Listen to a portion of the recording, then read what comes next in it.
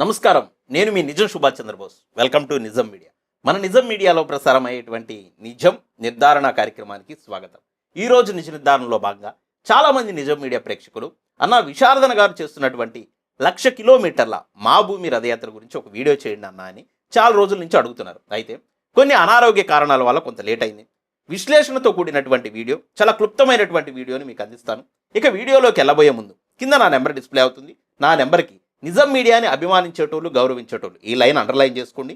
నిజం మీడియాని అభిమానించేటోళ్ళు, గౌరవించేటోళ్ళు మాత్రమే స్క్రీన్ కోసం ఆ నెంబర్ పెట్టాను. స్క్రీన్కి ఆర్థికంగా సహకరించాలనుకున్న వాళ్ళు ఫోన్పే ద్వారా కానీ గూగుల్ పే ద్వారా కానీ మీ ఆర్థిక సహకారం అందించండి. 1,00,000 కిలోమీటర్ల మా భూమి రథయాత్ర గురించి క్లుప్తంగా చెప్పాలంటే, రామాయణం గురించి ఇప్పుడు మొక్కల్లో చెప్పమంటే కట్టే, కొట్టే, తెచ్చే. వారధిని కట్టాడు రాముడు, రావణుణ్ణి కొట్టాడు, సీతను తీసుకొచ్చాడు. ఇదే రామాయణం అని సింప్లిఫై చేసి చెప్తారు. అదేవిధంగా 3 ముక్కల్లో ఈ 1,00,000 కిలోమీటర్ల విశారదన మహారాజు గారి యొక్క రథయాత్ర గురించి నేను చెప్తాను. చెప్పబోయే ముందు మీకు కొన్ని దృశ్యాలను నేను వినిపిస్తాను, చూడండి. స్క్రీన్ లేదు కాబట్టి నేను వినిపించేటువంటి ప్రయత్నం చేస్తాను. ఆయన ఏ అంశాలను పట్టుకున్నాడు, ఏ ప్రదేశాలను ఎక్కువ టచ్ చేస్తున్నాడు అనేది చూస్తే, మనం హాస్టల్స్ చూస్తే సోషల్ వెల్ఫేర్కి సంబంధించినటువంటి ఎస్సీ ఎస్టీ బీసీలకు సంబంధించినటువంటి ప్రభుత్వ వసతి గృహాలను ఆయన విజిట్ చేస్తూ ఉన్నాడు. చాలా మంచి కార్యక్రమం. అక్కడ విద్యార్థులతో మాట్లాడినటువంటి కొన్ని మాటలు మీకు వినిపిస్తాను, చూడండి. ఏ విధంగా మాట్లాడుతున్నాడు, ఏం జరుగుతుంది అనేది. దాంతోపాటు కొన్ని అంశాలు చూద్దాం. ఇంకా కొన్ని అంశాలు చూపిస్తాను. ఫస్ట్ మీరు ఒక మాట చెప్పండి. రేవంత్ రెడ్డి సార్ అనండి. ముఖ్యమంత్రి రేవంత్ రెడ్డి సార్, మాకు మినరల్ వాటర్ ఇవ్వండి. ముఖ్యమంత్రి రేవంత్ రెడ్డి సార్, మాకు మినరల్ వాటర్ ఇవ్వండి. ముఖ్యమంత్రి రేవంత్ రెడ్డి సార్, మాకు మినరల్ వాటర్ ఇవ్వండి. మీకు 2 చేతులతో ప్రార్థిస్తున్నాం. ముఖ్యమంత్రి ఇక్కడ మీరు ఒక అంశాన్ని గమనించండి. కనీసం హాస్టల్స్లో మినరల్ వాటర్ కూడా ఇవ్వలేనటువంటి పరిస్థితుల్లో తెలంగాణ రాష్ట్రం ఉంది.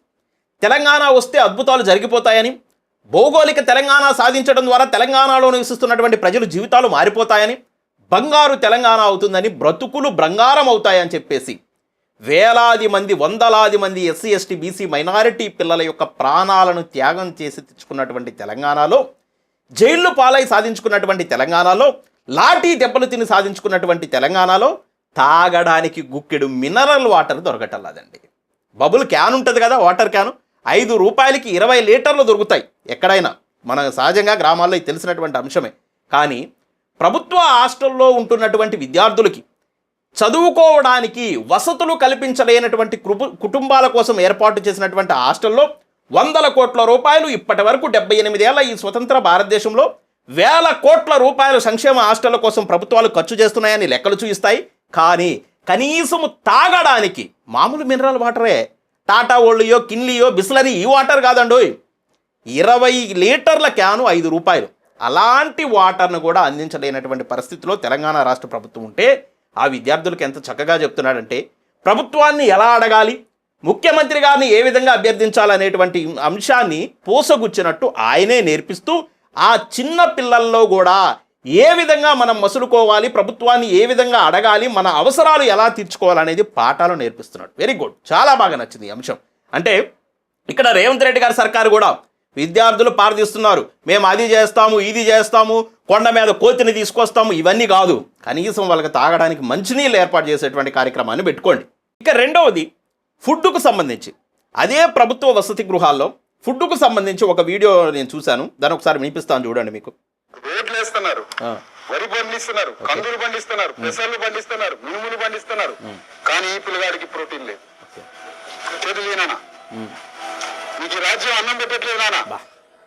ఆ మాట నిజంగా చాలా బాధాకరమైనటువంటి మాట.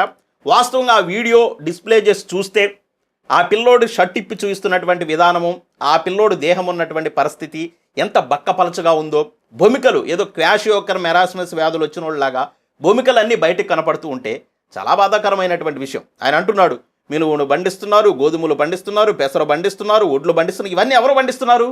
ఎస్సీ ఎస్టీ బీసీ మైనారిటీల అగ్రవర్ణాల్లో ఉన్న పేదలే పండిస్తున్నారు. శ్రమంతా నా పేదలదే. శ్రమ చేస్తుందంతా ఈ వర్గాలకు సంబంధించినటువంటి వ్యక్తులే, పంట పండించేది వీళ్ళే.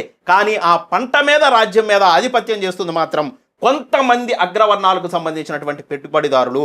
వాళ్ళు ఆధిపత్యం చేస్తూ కనీసం తినడానికి న్యూట్రిషన్ ఫుడ్ కూడా వసతి గృహాల్లో పిల్లలకు అందించట్ల. ఎంత బాధాకరం! ఆ బక్కపలిచినటువంటి దేహాలు మనకి ఎందుకు ఉండాలి? వేల కోట్ల రూపాయలు ఖర్చు చేస్తున్నామని చెప్తున్నారు కదా, రాజ్యాంగబద్ధంగా నిధులు కేటాయిస్తున్నామని చెప్తున్నారు కదా, దళితులని, ఎస్సీ ఎస్టీ బీసీలకు సంబంధించినటువంటి హాస్టల్లో ఉన్న పిల్లల యొక్క దేహాలను ఉద్ధరిస్తున్నాము, వాళ్ళ చదువులను ఉద్ధరిస్తున్నాము, వాళ్ళ కోట్ల రూపాయలు ఖర్చు పెడుతున్నామని చెప్తున్నారు కదా. మరి కోట్ల రూపాయలన్నీ ఎవరి జేబుల్లోకి వెళ్ళినాయి? గత 9-10 ఏళ్ల కాలంలో కేసీఆర్ గారు చూస్తున్నటువంటి లెక్కల ప్రకారం, ఆయన నిర్వహించినటువంటి విధుల ప్రకారం, ఆయన ఖర్చు చేసినటువంటి నిధుల ప్రకారం ఆ కోట్లన్నీ ఎవరి జేబుల్లోకి వెళ్ళినాయి? ఇప్పుడు రేవంత్ రెడ్డి గారు సర్కారు నిర్వహిస్తుంది కదా, వాళ్ళు చెప్తున్నారు కదా అన్ని కోట్లు, ఇన్ని కోట్లు, ఆహో ఓహో అని చెప్తున్నారు కదా. మరి ఆ కోట్లన్నీ ఎవరి జేబుల్లోకి వెళ్తున్నాయి? అంటే సాధించుకున్న తెలంగాణలో, బంగారు తెలంగాణలో నేటి బాలలే రేపటి పౌరులని చెప్పుకునేటువంటి ఈ దేశంలో విద్యార్థులకి, చిన్న పిల్లలకు ఉండబడినటువంటి దుస్థితి ఇది. సామాన్య ప్రజలకు సంబంధించి వాళ్ళ ఇల్లు ఎలా ఉన్నాయనేటువంటి ఒక వీడియో కూడా నేను చూశాను. దాన్ని ఒకసారి మీరు చూడండి, వినండి. ఆ తల్లి అంటుంది, వాన వచ్చిందంటే పిల్లగాండ్లో పట్టుకొని కూర్చుంటున్నాము. మా అన్నయ్య సినిమాలో రాజశేఖర్ గారు ఒక పట్ట పట్టుకొని కూర్చుంటాడు చూడు, అట్ట వాన వస్తే పిల్లగాండ్లో పట్టుకొని కూర్చుంటున్నాం అని చెప్పేసి ఆ ఇళ్ళకి సంబంధించినటువంటి తల్లి చెప్తుంది. ఇంకా చూడు,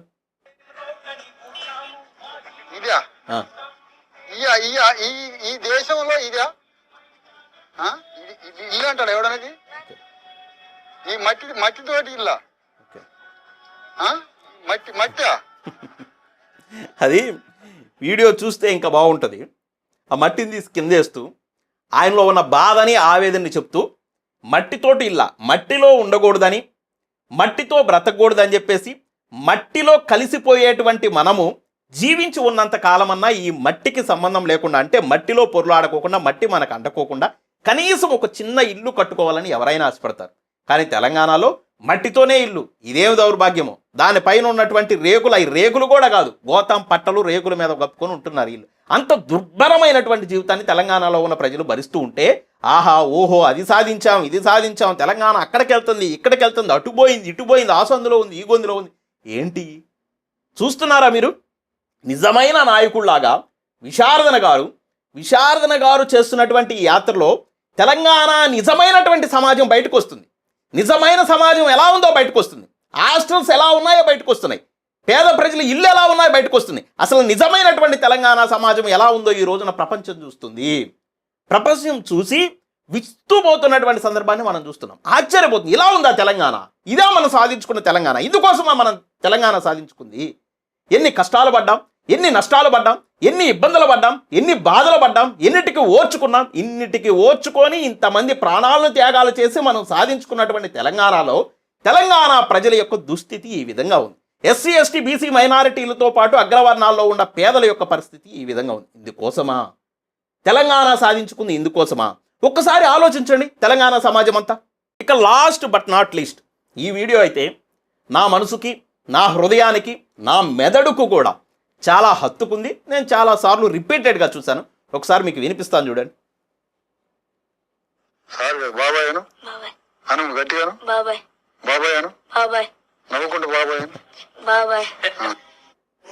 ఓకే, ఆ వీడియో విశారదన గారు హాస్టల్కి వెళ్ళినప్పుడు ఆయనకుండబడినటువంటి దుస్తులు, ఆయన మాట్లాడేటువంటి తీరు, ఆ పిల్లల్ని నన్ను ఏమని పిలుస్తారంటే సార్ అంటున్నారు. సార్ కాదు బాబాయ్ అని చెప్పేసి నవ్వుతూ బాబాయ్ అని చెప్పేసి నన్ను వాటేసుకో అని చెప్పేసి చాలా ఆనందంగా, ఆప్యాయంగా ఆ పిల్లలతోటి వ్యవహరించారు. అయితే అది చూస్తే విశారదన సార్ అనే బదులు నేను కూడా విశారదన అన్నాం అనుకుంటున్నాను. ఎందుకంటే ఎస్సీ ఎస్టీ బీసీ మైనారిటీలు అగ్రవర్ణాల్లో ఉన్న పేదల యొక్క జీవసత్వాల్లో నుంచి, అగ్రవర్ణాల్లో ఉన్న పేదలను కలుపుకొని ఎస్సీ ఎస్టీ బీసీ మైనారిటీ ప్రజల యొక్క జీన్సులో నుంచి వచ్చినటువంటి నాయకత్వం ప్రవర్తించేటువంటి తీరు నిజంగా మూలాలకు సంబంధించినటువంటి వ్యక్తులు కాబట్టి, వాళ్ళతోటి జన్యుపరమైనటువంటి సంబంధాలు ఉన్నాయి కాబట్టి సార్లు గీర్లు వద్దు, నన్ను బాబాయ్ అను అంటున్నాడు. అంటే ఆప్యాయతలు, అనురాగాలు, రక్త సంబంధాలు మధ్య ఉండబడినటువంటి సంబంధాలు అవి. అంటే విశారదన గారు ఒక పార్టీకి అధ్యక్షుడిగా ఉంటే ఆ పిల్లోడుకు సంబంధించినటువంటి బాబాయ్ ఆ పార్టీకి సంబంధించిన అధ్యక్షుడిగా ఉన్నాడు, లేదా ఆ సంఘానికి సంబంధించినటువంటి అధ్యక్షుడిగా ఉన్నాడు, లేదా ఆ జాక్కు సంబంధించినటువంటి అధ్యక్షుడిగా ఉన్నాడు. కాబట్టి ఆ పిలవడానికి ఆ పిల్లోడుకు కూడా ఆనందమే. అదే ఈ ఎస్సీ ఎస్టీ బీసీ మైనారిటీలకు సంబంధించి అగ్రవర్ణాల్లో ఉన్న పేదలకు సంబంధించి వాళ్ళ ఆలోచనలకు సంబంధించి వాళ్ళ జీవితాలు మార్చాలనేటువంటి వ్యక్తులు కనుక ఆ రాజ్యానికి సంబంధించి ముఖ్యమంత్రులు అయితే మట్టి గోడలతో నిర్మించుకున్న మట్టి ఇల్లు మనకు ఉంటాయా? మట్టిలో కలిసిపోకముందే మట్టిలో జీవించే మనుషులుగా మనం ఉంటామా? హాస్టల్లో విన్న పిల్లలకి కనీసం తాగడానికి గుక్కెడు మినరల్ వాటర్ లేకుండా మనం ఉంటామా? తినడానికి తిండి లేకుండా మనం ఉంటామా? ఇంత దుర్భరమైనటువంటి జీవితాలు మనం గడుపుతామా?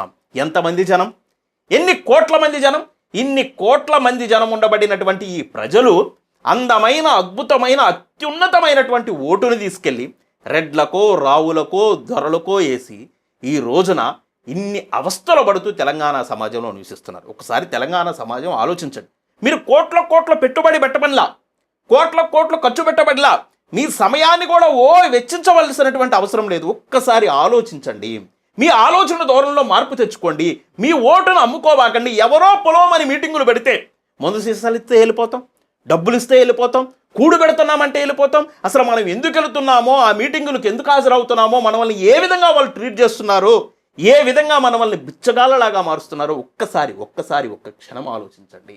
మన కోసం ఎంతోమంది త్యాగాలు చేశారు. డాక్టర్ బిఆర్ అంబేద్కర్ గారు, కాన్సీరామ్ గారు, వాళ్ళు త్యాగాలు చేసి వాళ్ళు కుటుంబాలను పోగొట్టుకొని ఎన్నో త్యాగాలు చేసి మనకు ఓటునిస్తే అంబేద్కర్ గారు చేసినటువంటి త్యాగాన్ని ఎన్ని కోట్లు ఇచ్చి కొనగలం, ఎన్ని జీవితాలను వెచ్చించుకోగలం?